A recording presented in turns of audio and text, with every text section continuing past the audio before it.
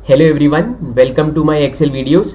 आज की इस वीडियो में हम देखेंगे कि किस तरीके से कस्टम नंबर फॉर्मेट की मदद से एक्सेल में हम अपने सेल्स के आगे सिंबल्स या यूनिट्स लगा लेते हैं। जैसा कि हम देख पा रहे हैं कि ये जो हमारा एक टेबल है, इसमें क्या है कि सीरियल नंबर है, नेम ऑफ आइटम्स है, रेट्स है, यूनिट्स है, अमाउंट है।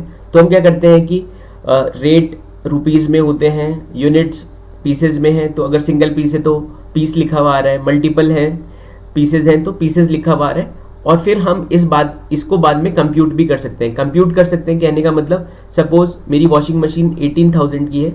मैं अभी इसको यहाँ से डिलीट कर देता हूँ। सपोज मेरी वॉशिंग मशीन 18,000 की, तो जैसे ही मैं 18,000 न्यूमेरिक लिखूंगा और एंटर करूंगा तो ऑटोमेटिकली यहाँ पर आप देख पा रहे हैं कि रुपीज़ लिखा हुआ आ जा रहा है।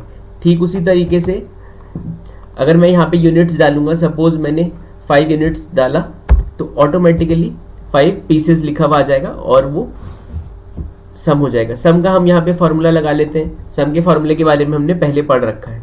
तो आइए देखते हैं कि किस तरीके से हम कस्टम नंबर फॉर्मेट की मदद से एक्सेल में अलग अलग यूनिट्स को लगा लेते हैं, जिन यूनिट्स को हम बाद में कंप्यूटेशन के लिए इजीली यूज भी कर पाते हैं। सपोज मेरे पास एक ये टेबल है, जैसा कि आप देख पा रहे हैं। ठीक है, इसमें क्या है कि serial number, name of items, rates, units और अमाउंट है। अमाउंट के आगे मैंने फॉर्मूला लगा रखा है कि it is rate into unit. Suppose मैं यहाँ पे फ्रिज का रेट डालता हूँ 50,000 एग्जाम्पल, और एक यूनिट 2 यूनिट्स है सपोज, तो ऑटोमेटिकली यहाँ अमाउंट आ जाता है। लेकिन क्या है कि यहाँ पे रेट से पहले मैं चाहता हूँ कि मैं यहाँ पे रुपीज़ लिखूं और यहाँ यूनिट्स में इसके बाद पीसेस लिखूं। लेकिन जैसे ही मैं ये लिखता हूं तो क्या होगा कि ये कंप्यूटेशन नहीं देगा। ऐसा क्यों होता है फ्रेंड्स? ऐसा इसलिए होता है कि ये एक अल्फ़ाबेट बन जाता है, ये एक करेक्टर फॉर्म में आ जाता है। मैं आपको करेक्टर और नंबर की एक और सिंप्लिसिटी बता देता हूँ कि जब ये डाटा लेफ्ट की तरफ आ जाए, जैसा कि आप यहाँ देख पा रहे हैं, तो ये एक करेक्टर फॉर्म हो जाते हैं, यानी कि एक टेक्स्ट फॉर्म है। लेकिन अगर मैं केवल यहाँ पे नंबर लिखूं तो आप देखेंगे कि ये बाय डिफ़ॉल्ट ये राइट की तरफ रहता है, तो ये एक नंबर फॉर्म है। तो नंबर को हम मल्टीप्लाई कर सकते हैं। मेरा कहने का मतलब है कि रेट सपोज 5,000 डाल रखा है, यूनिट्स 2 डाल रखी है, तो जब हम इसको कंप्यूट करेंगे तो यहाँ पे हमें कुछ वैल्यू मिल जाएगी। लेकिन अगर हम इससे पहले कुछ लिखते हैं तो वो वैल्यू नहीं देता है, वो कंप्यूटेशन नहीं करता है। तो इसके लिए दोस्तों हम क्या करते हैं, सबसे पहले हम सपोज इस सेल में हम लिखना चाह रहे हैं कि रेट जो है उससे पहले RS लिखा हुआ है, तो उसके लिए हम क्या करेंगे, फॉर्मेट में जाएंगे। फॉर्मेट में जाने के भी बहुत सारे तरीके हैं। एक तरीका है कि आप Ctrl+1 कीबोर्ड से प्रेस करें, आप डायरेक्ट फॉर्मेट में चले जाएंगे।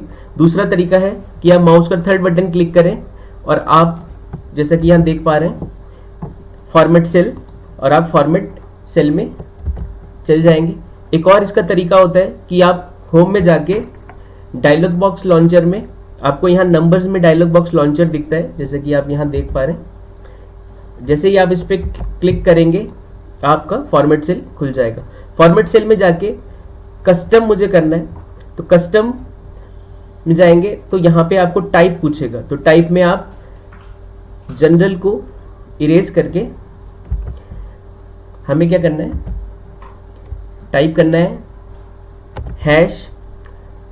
और अभी हम क्या चाह रहे हैं कि हमारे नंबर से पहले रुपीज़ आ जाए, तो हमें क्या करना होगा, हैश से पहले inverted comma R small s inverted comma close space, फिर उसके बाद आप नंबर के लिए हैश लिख देंगे और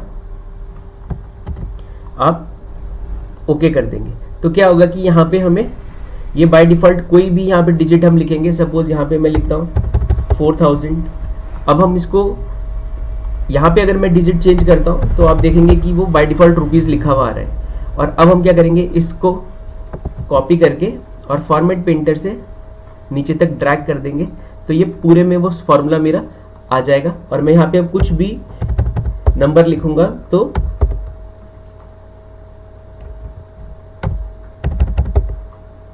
आप देख पा रहे हैं कि वो ऑटोमेटिकली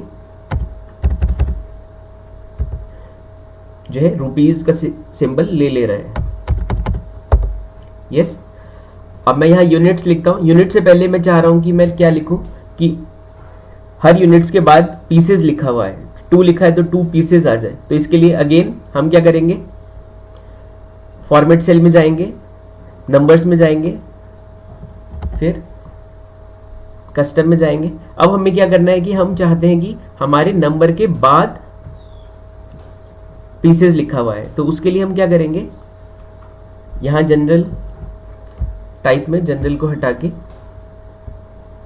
हैश टाइप करेंगे, उसके बाद स्पेस ब्रैकेट ओपन यानी कि inverted commas, then PIECES pieces bracket close, और फिर हम ओके प्रेस कर देंगे। तो आप देख पा रहे हैं जैसे यहाँ 2 लिखा था तो 2 पीसेस आ गया। अब हम चाहते हैं कि अमाउंट में भी जो है सेम पहले रुपीस लिखा हुआ है, तो हम क्या करेंगे, यहाँ से इसको कॉपी कर लेंगे और फॉर्मेट पेंटर यहाँ से लेके यहाँ तक ड्रैग कर देंगे। तो जैसे ही हम यहाँ पे यूनिट्स ऐड करना स्टार्ट करेंगे, अब हम क्या करेंगे कि आप देख रहे हैं कि फॉर्मूला तो लग जा रहा है लेकिन यहाँ पे पीसेस लिखा नहीं आ रहा है। तो सेम हम अगेन यहाँ भी करेंगे कि इसको आप कॉपी कर लेंगे, यहाँ जो आपने फॉर्मेट लगाया है, और फॉर्मेट पेंटर से इसको नीचे तक ड्रैग कर देंगे।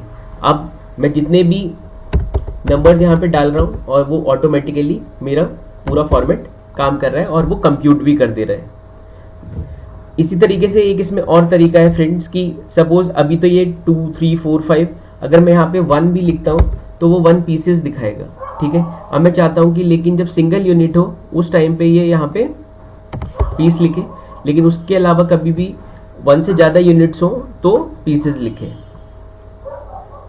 तो उसके लिए क्या करते हैं, अगेन आप सेल सेलेक्ट करेंगे, फिर फॉर्मेट सेल्स में जाएंगे, नंबर पे जाएंगे, कस्टम पे जाएंगे। कस्टम में फ्रेंड्स आपको क्या करना है, एक फॉर्मूला लगाना है। फॉर्मूला क्या है, स्क्वायर ब्रैकेट इक्वल टू 1।